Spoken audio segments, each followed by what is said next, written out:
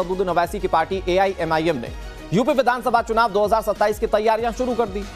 Party Bihar और महाराष्ट्र में मिली कामयाबी के बाद नए जोश के साथ उत्तर प्रदेश के मिशन में जुटने जा रही है, लेकिन प्लान अभी भी वही पुराना वाला है।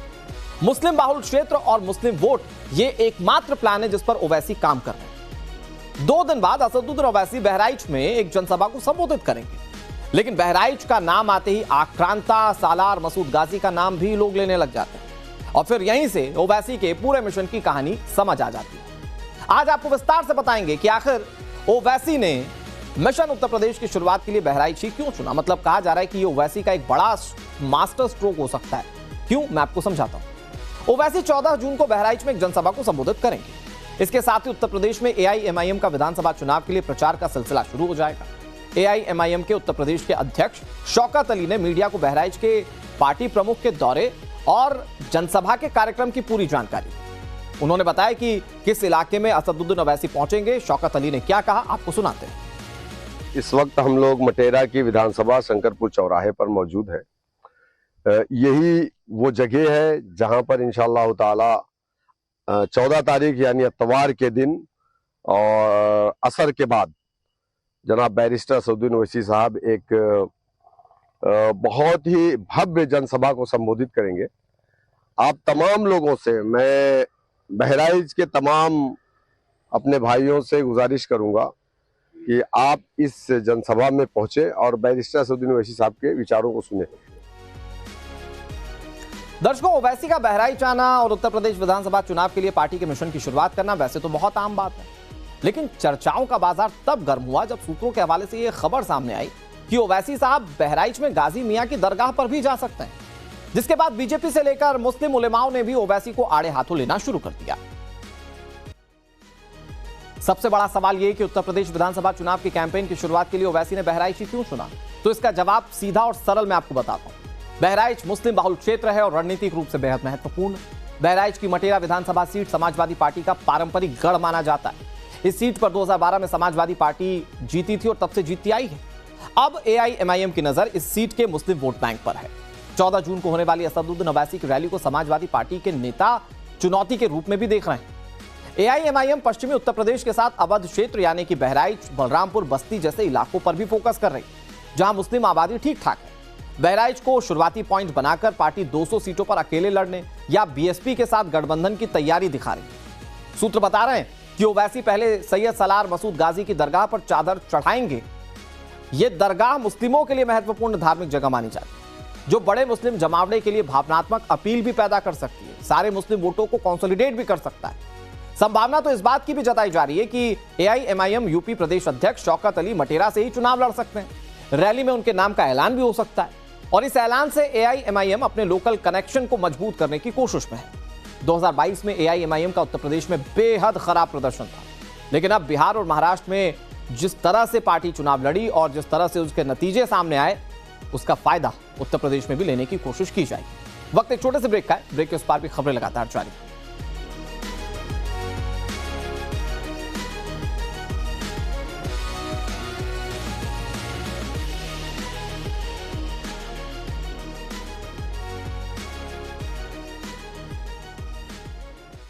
पाकिस्तान एक बार फिर से टूटने की दहलीज पर खड़ा है। क्या मुनीर और शाहबाज को डर सताने लगा है कि कहीं पीओजेके और बलूचिस्तान उनके हाथ से ना निकल जाए? क्या पाकिस्तान की फोर्स को मुनीर ने कत्लेआम का ऑर्डर दे दिया है? ये तमाम सवाल आज पाकिस्तान के इर्द गिर्द घूम रहे हैं। दरअसल पीओजेके में गृह युद्ध की चिंगारी भड़क चुकी है। आवाम अपने हक की लड़ाई के लिए सड़कों पर उतर चुकी है। मुनीर आर्मी सरेआम निर्दोषों का खून बहा रही है।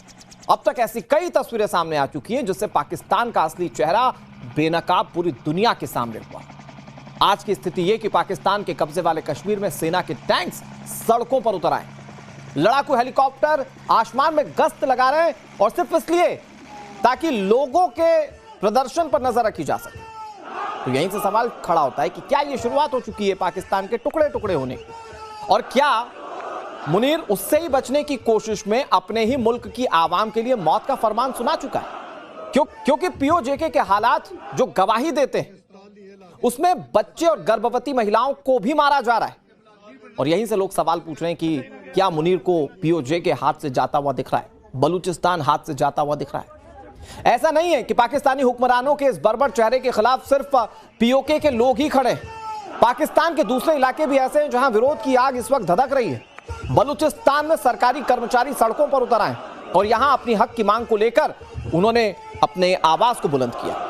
लेकिन अमेरिका का सो कॉल्ड शांति दूत मुनीर इस बगावत का जवाब भी बारूद से ही दे रहा है। तो आज हम सुपर 6 में आपके सामने ऐसी कुछ तस्वीरें रखेंगे जिससे पाकिस्तान बेनकाब होगा। साथ ही आपको बताएंगे कि क्यों पाकिस्तान में आटे दाल की मांग का जवाब बारूद से दिया जा रहा है। लेकिन सबसे पहले आपको कुछ तस्वीरें दिखाने की कोशिश करेंगे। ये तस्वीरें आपको देखना बहुत जरूरी है।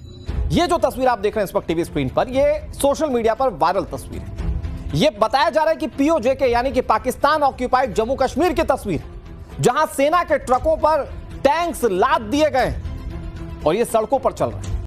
बताया जा रहा है कि ये असलहे आवाम को कुचलने के लिए मुनीर ने सड़कों पर उतारे हैं। पीओजेके की सड़कों का मंजर इस वक्त मैदान जंग में तब्दील हो चुका है। मतलब जनता और पाकिस्तानी आर्मी इस वक्त आमने सामने की लड़ाई में है। एक और तस्वीर मैं आपको दिखाता हूं जिसमें आप देखेंगे कि कैसे आसमान में पाकिस्तानी फोर्स का हेलीकॉप्टर गश्त लगा रहा है। ये देखिए, खाने के लिए रोटी नहीं है, लेकिन हेलीकॉप्टर में फूंकने के लिए तेल पाकिस्तान के पास है। ये तस्वीर आप देखिए, सिर्फ इसका काम है कि ये लोगों पर निगरानी करे, स्पाई करे कि लोग कैसे प्रदर्शन कर रहे हैं। ये मुनीर की सेना का हेलीकॉप्टर है और ऐसा लग रहा है कि मामला अब आर पार का हो चुका है। जरूरत पड़ी तो ना सिर्फ जमीन बल्कि आसमान से भी मुनीर की फोर्स निहत्ती जनता पर गोलियां बरसा सकती है, क्योंकि इस कायर फोर्स के बारे में हम सब जानते हैं कि पाकिस्तान की जो फोर्स है जंगों में तो हार जाती है, लेकिन निर्ममता से आम लोगों को मारती है। ये हालात पीओजेके के हैं, लेकिन पाकिस्तान की बर्बादी की चिंगारी अब बलूचिस्तान प्रांत में भी भड़क चुकी है। बदहाली से तिल तिल कर मर रही बलूचिस्तान की आवाम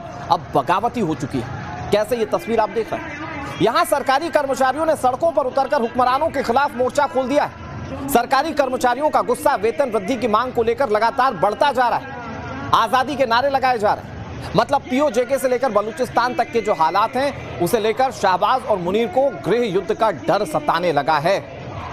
आप देख रहे हैं कि कैसे अलग अलग हिस्सों में पाकिस्तान में इस वक्त प्रदर्शन हो रहा है। दुनिया भर में आतंक की साजिश रचने वाला पाकिस्तान आज खुद जल रहा है। इन तस्वीरों को देखने के बाद ये कहना बिल्कुल गलत है।